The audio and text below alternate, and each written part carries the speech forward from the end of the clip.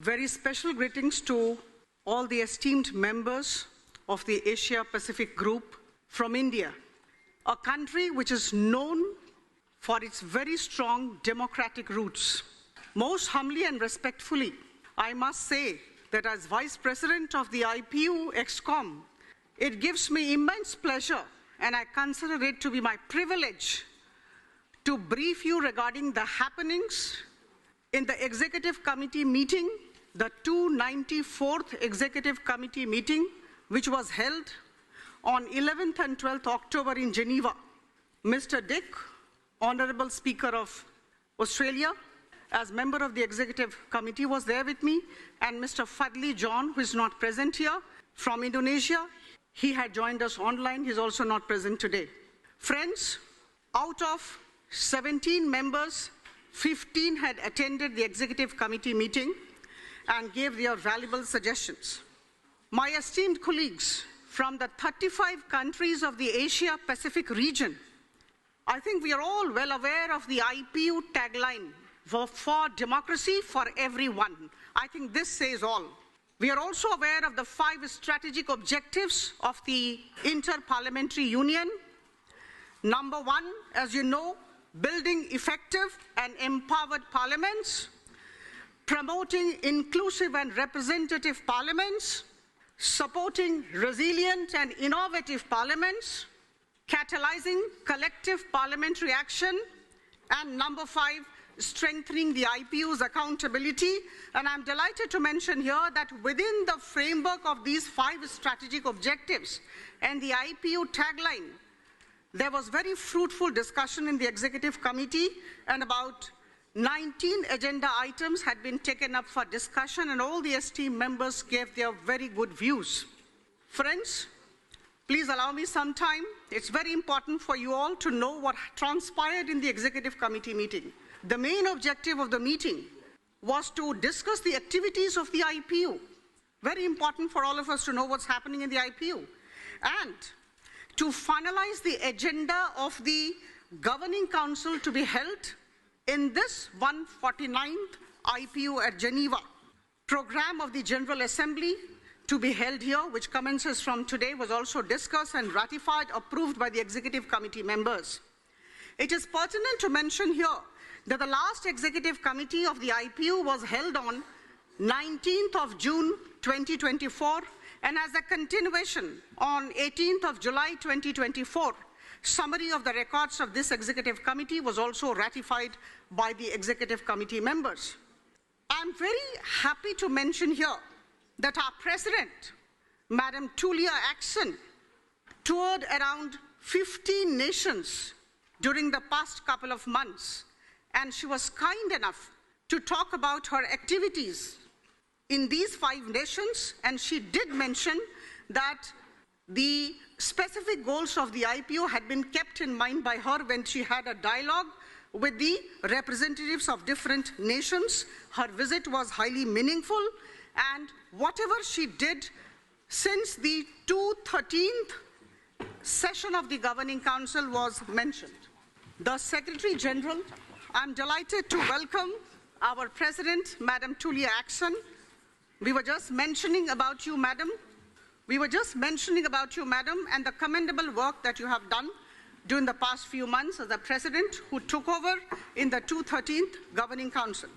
Now, the Secretary General also gave an update on the activities of the IPU, and he also did give a report on the status of implementation of the IPU strategy between 2022 and 2026.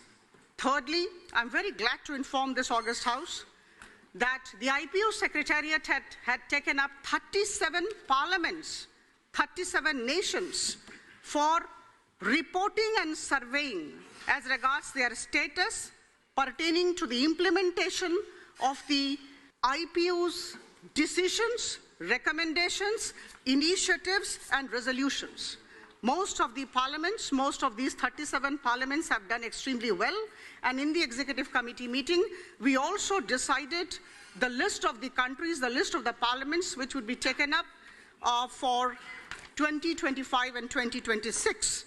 The 6th point, my dear friends, A major aspect which emerged in the meeting pertained to the IPU membership and the situation in some of the nations. Many of the esteemed members of the Executive Committee expressed their concerns, deep concerns about the situations in some of the nations.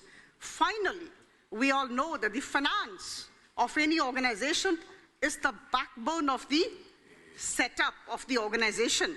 The financial position was discussed, and the draft consolidated budget of 2025 was discussed threadbare and approved by the members of the committee. The Secretary General also apprised the committee regarding the latest efforts of IPU to secure voluntary funding. Madam Action is here. She is aware of the fact. Under her leadership, the discussions on 19 agenda items was held, and I must compliment, as the Vice President of the IPU, the efforts of the IPU, and I'm sure Mr. Dick will join me in this regard. The IPU has actually secured a lot of voluntary funding.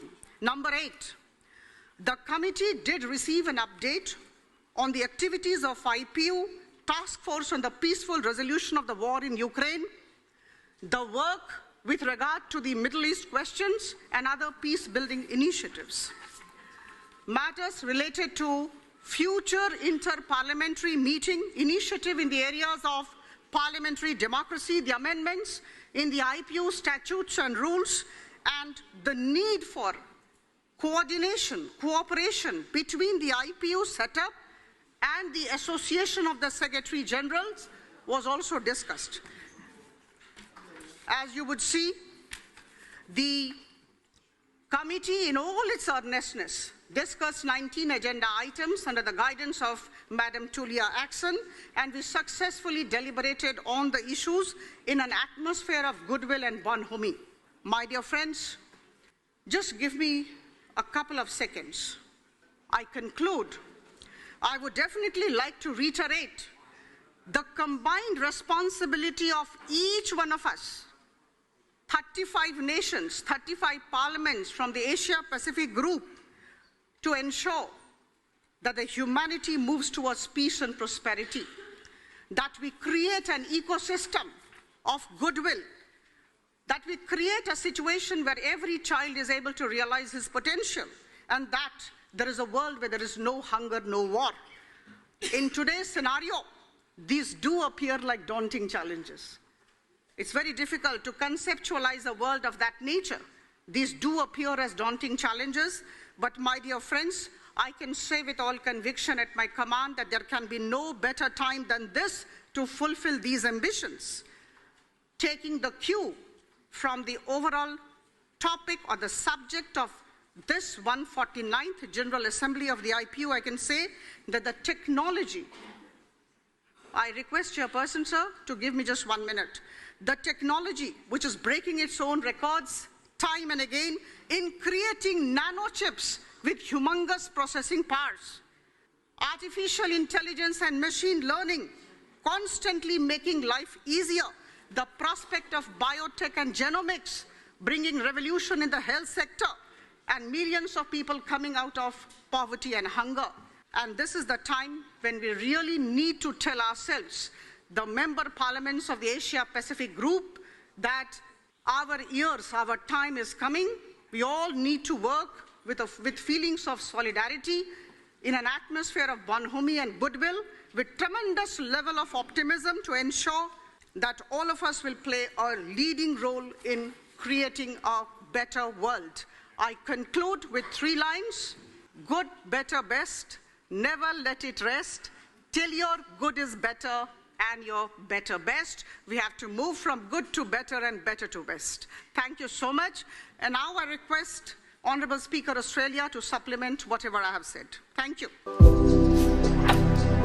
भारतर एकमात्र परीक्षित बायोसार पृथ्वी pro माटी को रखे सुस्थ दिए नुआ जीवन धान पनीपरिबा और डाली जातीय फसल पाई लाभदायक अमल बढ़ाए रोग कमाए आज ही जमी रे प्रयोग करंतु राज्यर प्रत्येक जिला और ब्लॉक पाई आमे डिस्ट्रीब्यूटर और डीलर नेउछु जोगाजोग पाई 9937054201 नंबर को डायल करंतु।